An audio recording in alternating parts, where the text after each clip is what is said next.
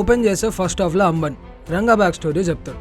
అది విని ఆ 3 బాయ్స్ ఫేక్ అనుకుంటారు. కానీ కట్ చేస్తే క్లైమాక్స్లో అదంతా నిజంగా జరుగుతుంది. ఫస్ట్ తెలుగులో లేదు కదా, వీడియో చేయడం వేస్ట్ అనుకున్నా. కానీ మా బ్యాచ్లో అందరు ఆవేశం సినిమా చూసిన వాళ్ళు, సో అలా చాలా మంది చూసుంటారు అనిపించింది. వాళ్ళ కోసం చేస్తున్న వీడియో ఇది. ఈ ఫోటో ఫ్రేమ్ని అబ్జర్వ్ చేశారా? ఈ ఫోటోలో ఉన్నట్టే రంగా కూడా లయన్ లాగా ఒక సైడ్ ఫియర్లెస్ లీడర్, ఇంకో సైడ్ ఒక నార్మల్ ఎమోషనల్ హ్యూమన్ బీయింగ్. బయట నుంచి ఎంత డేంజరస్గా అనిపిస్తాడో లోపల అంత సాఫ్ట్ పర్సన్. సినిమాలో ఎక్కడో ఒక దగ్గర ఈ ఫోటో ఫ్రేమ్ చూపిస్తూనే ఉంటారు, కానీ సినిమాలో ఈ సీన్లో హాఫ్ ఫ్రేమ్ మాత్రమే చూపిస్తారు. అది కూడా రంగా ఫేస్ ఉన్న సైడ్ చూపిస్తారు. ఆ తర్వాత రంగా ఎమోషనల్గా ఉండే సీన్స్ వస్తాయి. That means Ranga is feeling vulnerable in that situation. ఈ ప్రీ ఇంటర్వెల్ ఫైట్ మొత్తం సినిమాని ఒక మెట్టెక్కిచ్చేస్తుంది అనుకోండి. ఈ సీన్లో రంగా ఆ 3 బాయ్స్ తన మనుషులని, ఎవరైనా వాళ్ళని టచ్ చేస్తే బద్దలు భాషింగాలు అయిపోతాయని వార్నింగ్ ఇస్తాడు. తర్వాత బాయ్స్ ప్రిన్సిపల్ని కలవడానికి వెళ్ళేటప్పుడు ఇక్కడ రంగా వెనకాల ఒక బ్యానర్ ఉంటుంది. అందులో చూస్తే 3 బాయ్స్ కూడా ఉంటారు. ఆ బ్యానర్ అక్కడ ఎవరు పెట్టారో తెలియదు, కానీ జనాలు ఇవాళ చెప్పింది రేపు మర్చిపోతారు. అలా ఆ కాలేజ్ స్టూడెంట్స్కి ఆ 3 బాయ్స్ రంగా మనుషులని మర్చిపోకూడదు అని చెప్పి రంగానే పెట్టించాడు అనుకుంటున్నాం. అసలు అది ఆ సీన్లో ఉండే కామెడీకి మనం అంతగా పట్టించుకోం, కానీ అటెన్షన్ టు డీటెయిల్కి సలాం మావా. Ranga is a very emotional person and also he is a don. So తను బయట నుంచి టఫ్గా కనిపించడం ఇంపార్టెంట్. అందుకని కళ్ళల్లో ఎమోషన్స్ కనిపించకూడదు అని చెప్పి రంగా మ్యాక్స్ గాక్స్ వేసుకొని ఉంటాడు. స్టార్టింగ్లో ఫ్లాష్ బ్యాక్లో ఎక్కడ రంగా గాక్స్లో ఉన్నాడు, ఇది మనకి ఇక్కడ అర్థమవుతుంది. రంగా బీబీ వాళ్ళ అమ్మతో మాట్లాడుతున్నప్పుడు బీబీ రంగాని పెద్దనలా ట్రీట్ చేస్తున్నాడు అని చెప్పి అర్థమయ్యి అప్పుడు ఎమోషనల్ అయ్యి గాక్స్ పెట్టుకుంటాడు.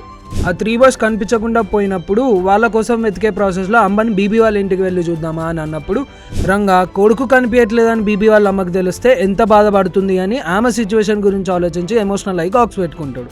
లాస్ట్లో తన తమ్ముడులాగా అనుకున్న బీబీ తననే చీట్ చేశాడని తెలిసి అప్పుడు కూడా తన ఎమోషన్స్ దాచుకోవాలని గాక్స్ పెట్టుకుంటాడు. ఇక్కడ డైరెక్టర్ ప్రతిసారి రంగా క్యారెక్టర్ని, బిహేవియర్ని కాన్స్టాంట్గా పెట్టాడు. రంగా లాగానే రంగా చుట్టూ ఉండేవాళ్ళు చాలా ఎమోషనల్, ఇంకా very much connected to Ranga. ఇలా emotional scenes or lengthy dialogues ఏం లేకుండా చిన్న చిన్న గెస్టర్స్తోనే ఆ బాండింగ్ అనేది చూపించాడు డైరెక్టర్.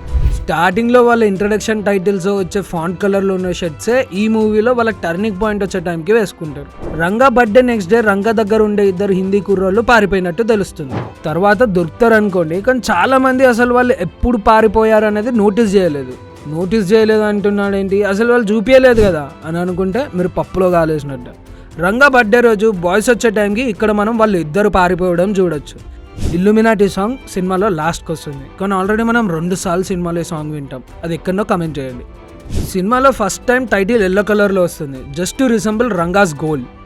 లాస్ట్లో బ్లాక్ కలర్లో వస్తుంది, just to resemble Ranga's black clothes. ఈ సినిమా స్టోరీ చాలా స్ట్రైట్, ఈజీగా చెప్పొచ్చు, ఈజీగా అర్థమవుతుంది కూడా. కానీ ఇందులో ఉన్న క్రియేటివ్ డిసిజన్స్ వల్ల ఆ ప్రజెంటేషన్కి సినిమా యూనిక్గా ఉంటుంది.